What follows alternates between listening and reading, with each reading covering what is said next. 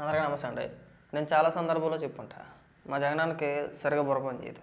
ఎప్పుడేం మాట్లాడతాడో, ఎందుకు మాట్లాడతాడో, మాట్లాడాల్సింది ఒకటి ఉంటుంది, మాట్లాడేది వేరే ఉంటుంది.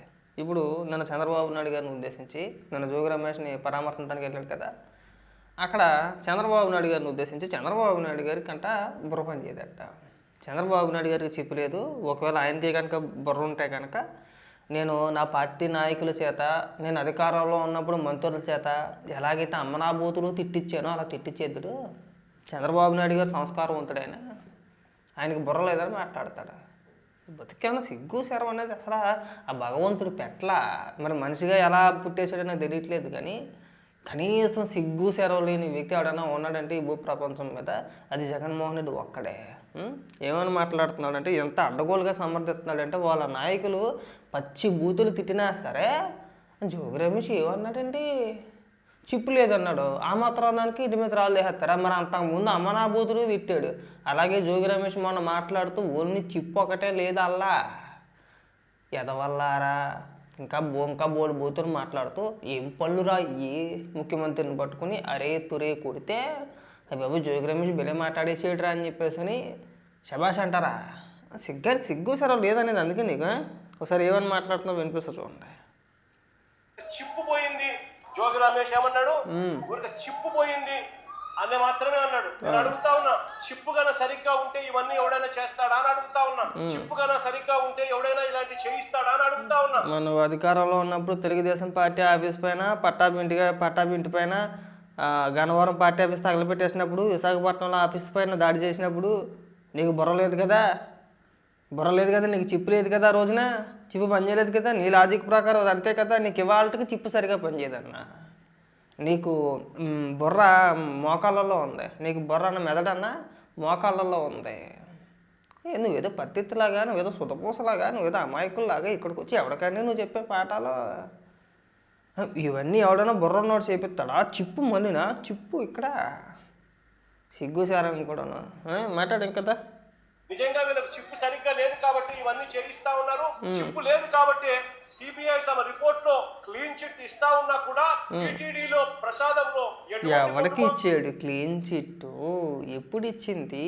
అసలు ఛార్జ్ షీట్ చదివేవా అన్న? మీ కార్యకర్తల్లాగా అందరూ రాష్ట్ర ప్రజలందరూ గొర్రెలు అనుకోవద్దన్నా. నీకు దయచేసి దండం పెడతాం.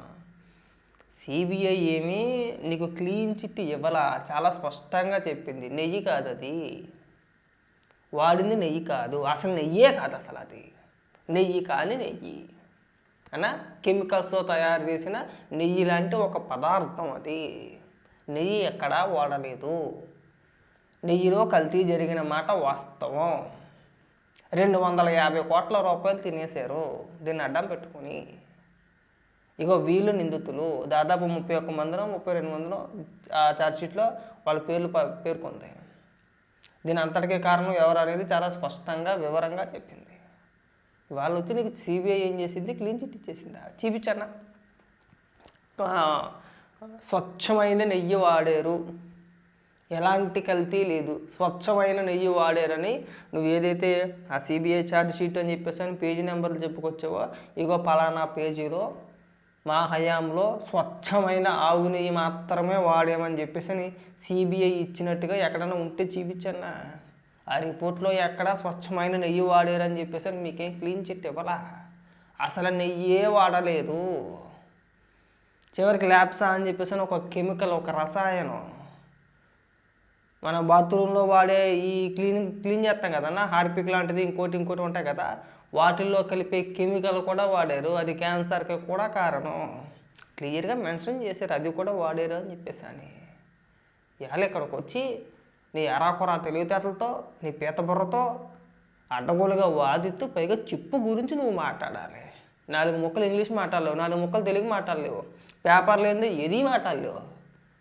ఎవడైనా అప్పటికప్పుడు ఏదైనా ఒక క్వశ్చన్ అడిగితే ఆ క్వశ్చన్కి సంబంధించి ఆన్సర్ మన లిస్టులో లేకపోతే అని వెళ్ళిపోతావు. సమాధానాలు ఉండవు నీ దగ్గర.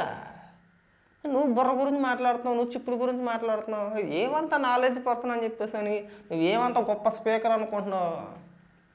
అడ్డగోలుగా మాట్లాడడం తప్పితే దేనిపైన మాట్లాడు నువ్వు? అసలు నువ్వు అధికారంలో ఉన్నంతసేపు పచ్చి బూతులు ఆ చిప్పుతోనే మాట్లాడించేసేవా? లేకపోతే లాజిక్గా మాట్లాడు జగన్మోహన్ రెడ్డి, ఎందుకు అడగోలు వాదం దేనికి? ఇంకా వినిపిస్తావనండి ఇంకా మాంసము, ఎటువంటి జంతువుల కొవ్వు, ఎటువంటి పంది కొవ్వు లేదు అని చెప్పి ధృవీకరించినా కూడా, ఎన్డీడీబీ ల్యాబులు, ఎన్డీఆర్ఐ ల్యాబులు కూడా ఇవన్నీ కూడా ధృవీకరించి చెప్పినా కూడా చంద్రబాబు నాయుడు గారు ఇంకా రాజకీయ స్వలాభం కోసం కుక్కతోక వంకర అన్నట్టుగా చంద్రబాబు నాయుడు గారు, ఆయన కూటమిలో ఉన్న పవన్ కళ్యాణ్ గారు, ఆయన కూటమిలో ఉన్న చంద్రబాబు నాయుడు గారు కొడుకు లోకేష్ అదే పనిగా మళ్ళీ మళ్ళీ మళ్ళీ అదే అబద్ధాన్ని చెప్పి మళ్ళీ అదే నిజం చెయ్యాలి అని చెప్పి ప్రయత్నం చేస్తా ఉన్న తీరును ఇప్పటికైనా మానుకోవాలి అని చెప్పి సరే అన్న, అందరికీ కూడా గట్టిగా చెప్తా ఉన్నాను. గట్టిగా నువ్వు ఇక్కడ చెప్పవసరం లేదు, ప్రెస్ మీట్ పెట్టవసరం లేదు. నీకు ఒక అద్భుతమైన అవకాశం దొరికిందన్న. అద్భుతమైన అవకాశం ఏంటంటే అన్న, ఈ నెల 11వ తారీఖు నుంచి అసెంబ్లీ సమావేశాలు మొదలవుతాయి. ఈ నెల 11వ తారీఖు నుంచి, ఫిబ్రవరి 11వ తారీఖు నుంచి, ఫిబ్రవరి 11వ తారీఖు నుంచి అసెంబ్లీ సమావేశాలు జరుగుతున్నాయి. ఏం చెప్పినా నువ్వు చెప్పేది నిజమే కదా. నీ దగ్గర సిబిఐ ఛార్జ్షీట్ ఉంది కదా, ఆ ఛార్జ్షీట్లో నువ్వు సుతపోస అని చెప్పేసి ఇచ్చేసారు కదా. చెప్పెళ్ళి అసెంబ్లీకి వెళ్ళి మాట్లాడు. అసెంబ్లీలో నువ్వు మాట్లాడితే రాష్ట్ర ప్రజలు మొత్తం చూస్తారన్న. అసెంబ్లీలో మీరేం మాట్లాడుతున్నారో, చంద్రబాబు నాయుడు గారు ఏం మాట్లాడుతున్నారో, సంబంధిత మంత్రులు ఏం మాట్లాడుతున్నారో, ప్రభుత్వ వాదన ఏంటి, మీ వాదన ఏంటి అనేది రాష్ట్ర ప్రజలు క్లియర్గా చూస్తారు. అసెంబ్లీకి వెళ్ళి మాట్లాడు. నువ్వు అసెంబ్లీకి వెళ్ళకపోతే తిరుమల కల్తీ నెయ్యి వ్యవహారంలో మీరు తప్పు చేసినట్టే. మీకు మంచి అవకాశం. ప్రభుత్వాన్ని మీరు నిలదీయొచ్చు, ప్రభుత్వాన్ని మీరు ప్రశ్నించవచ్చు. నీ దగ్గర ఉన్న ఛార్జ్ షీట్ పట్టుకొని ఇదిగోనయ్యా ఛార్జ్ షీట్ మొత్తం నా దగ్గర ఉందని చెప్పేసి నువ్వు చూపించవచ్చు. అలాగే ప్రభుత్వం కూడా ఆ సిబిఐ ఛార్జ్ షీట్ అని చెప్పి ఏదైనా చెప్పుకొచ్చావో ఆ ఛార్జ్ షీట్ ప్రభుత్వం దగ్గర కూడా ఉంటుంది. ఖచ్చితంగా వాళ్ళు కూడా మాట్లాడతారు. ఏం జరిగింది, ఏంటి, ఏం చేశారు, ఏం కలిపారు, అసలు సిబిఐ చెప్పింది ఏంటి, అసలు వాళ్ళు చెప్పింది ఏంటి, మీరు చెప్తున్నది ఏంటి. ఇక్కడ ఇద్దరు వాదనలో ఎవరి వాదన నిజం అనేది చాలా క్లియర్గా అసెంబ్లీలో తేలిపోద్ది. అసెంబ్లీకి వెళ్ళి మాట్లాడు. అసెంబ్లీకి వెళ్ళమంటే వాళ్ళు పోసేసుకుంటాడు, షిప్పు గురించి మాట్లాడతాడు. నీకు ఎందుకన్నా రాజకీయాలు అన్నా? నిన్ను ఎలివేషన్లు ఇచ్చి లేపేస్తారు కానన్నా అనుకున్నంత మ్యాటర్ నీ దగ్గర నిల్లు.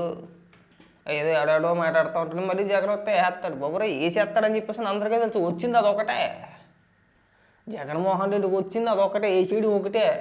బాబాయ్ నిజలేదేంటి అంటే వీళ్ళు చెప్పే అబద్ధాలు రోజు రోజుకి ఎలా ఉంటాయంటే చాలా విచిత్రంగా ఉంటాయి. వీళ్ళు చెప్పి అన్నీ నిజాలా అంటారు.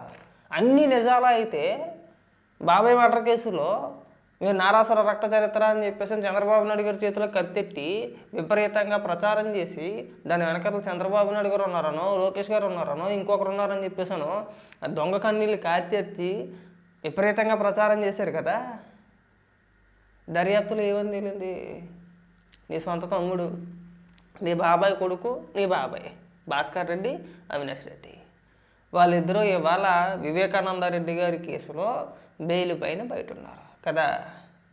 చంపించింది ఎవరనేది క్లియర్గా తెలిసిపోయింది. అది పచ్చి అబద్ధం. పింక్ డైమండ్ అన్నారు, అది లేదని తేలిపోయింది. అది పచ్చి అబద్ధమే. కోడికత్తి చంద్రబాబు నాయుడు గారే నా పైన డైరెక్ట్గా అటాక్ చేసి చంపేయాలనుకున్నారని చెప్పేసి నువ్వు ఆగావు. దాని వెనకాతలా కూడా నీ హస్తమే ఉందని చెప్పి తేలిపోయింది. నువ్వు అధికారంలో ఉన్న రోజులు ఆ కేసు ఒక కొలిక్కి రాలేదు. కొలిక్కి రాకపోగా ఎన్ఐఏ కోర్టు నిన్ను విచారణకు రమ్మంటే కోర్టుకు కూడా హాజరవ్వకుండా వాయిదాల మీద వాయిదాలు వేసుకుంటా పోయావు.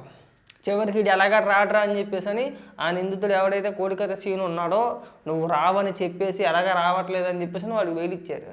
వాడు చక్కగా బయట ఉన్నాడు, నువ్వు ఇంకా ఎలాగే వాగుతున్నావు. అయిపోయిందా? అలాగే అమరావతిలో అవినీతి చేశారు, దాదాపు 6,17,000 కోట్లు 7 లక్షల కోట్లు అని చెప్పేసి ఒక పుస్తకం వేసావు. అది అబద్ధమే. నువ్వు చెప్పింది ఏది నిజం అయ్యింది ఇప్పటి వరకును? బాబాయ్ గొడ్డలపోటు అబద్ధం. అబద్ధం అంటే నువ్వు చంద్రబాబు నాయుడు గారు తోసేసావు కదా, అది అబద్ధం. మీరే చేయించారని చెప్పేసి అనేది నిజం.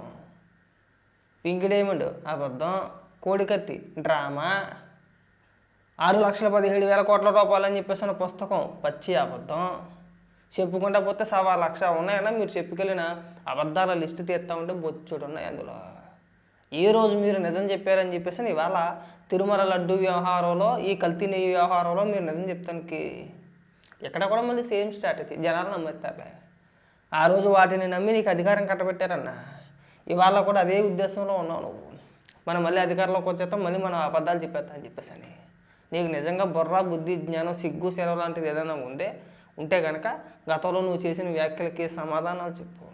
సమాధానాలు చెప్పకుండా ఎక్కడికి వచ్చి అడ్డగోలుగా వాదించేసి మేము చేసిందంతా కరెక్ట్, మాకు సిబిఐ క్లీన్ చిట్ ఇచ్చేసింది, మేమంతా శుద్ధపోస్తాం అని ఇలాంటి పిచ్చి పిచ్చి మాటలైతే మాట్లాడొద్దన్న.